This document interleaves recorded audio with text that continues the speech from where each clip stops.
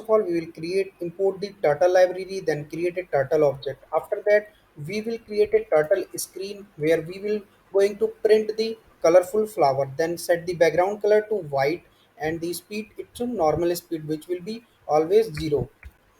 After that we will initialize the color. So here we have taken the six color, then yellow, red, green, pink, cyan, light blue and green. Okay, after that we will run a loop to 150 times, 150 times.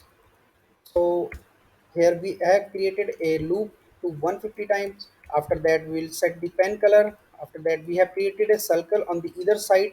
uh, After that we have created a left angle to 90 degree. After that we have created another circle on the either side, then left angle to 60 degree.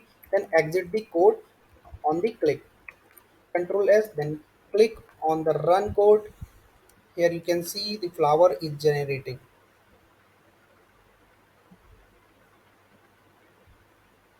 If you like this video, please like, share, comment and subscribe.